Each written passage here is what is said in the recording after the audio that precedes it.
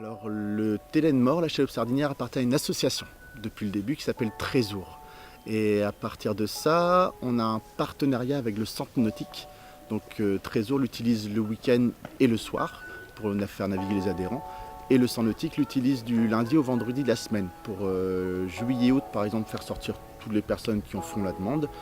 Et hors saison plutôt avec les scolaires et les classes de mer. Donc on a fait un petit bilan des sorties chaloupe, on est en nette augmentation depuis quelques temps et on fait entre 200 et presque 250 sorties par an. Donc comparé à d'autres bateaux, c'est une très bonne moyenne.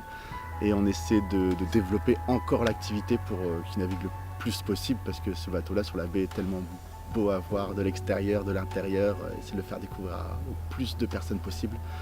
Donc son objectif c'est découverte de la navigation traditionnelle à la voile et surtout d'avoir du goût, tout simplement. Je suis arrivé dans l'association Trésour, ça faisait 1 an que j'y étais et j'ai vu qu'il y avait des très bons chefs de bord, malheureusement il n'y en avait pas assez. Donc ça posait un gros souci d'une relève. Un jour, voilà, faut transmettre le patrimoine et c'est pas évident d'être chef de bord d'une chaloupe sardinière comme ça qui est très puissante, il faut connaître beaucoup de choses et surtout elle n'a pas de moteur.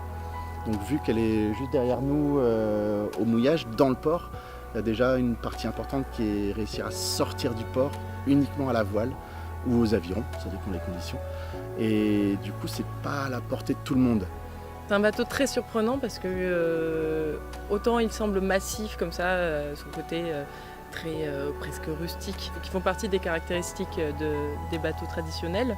Autant c'est en fait une vraie mobilette sur l'eau. C'est vraiment très plaisant à naviguer. C'est un bateau qui est puissant mais aussi très maniable. Donc c'est quelque chose qui est... ouais, c'est joueur quoi. Donc dans le cadre d'une formation comme celle-là, où on peut se permettre d'aller un peu tester un peu les limites du bateau, les limites de l'équipage, c'est propice à des super challenges que Nico aime bien mettre en place. Donc l'idée c'était de pouvoir avoir plus de chefs de bord, des personnes qui ont une connaissance maritime assez importante. On ne peut pas partir de zéro sur une formation et devenir chef de bord, ou alors il faudrait une dizaine d'années.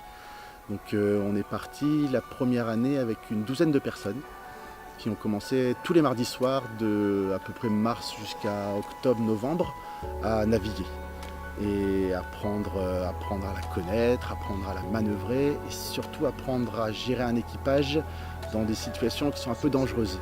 Donc c'est-à-dire à bord, dans un virement de bord, on a une seule écoute qui claque assez violemment. Et on a aussi à l'arrière du taille-vent une poulie qui s'appelle la Veuve, donc elle porte assez bien son nom.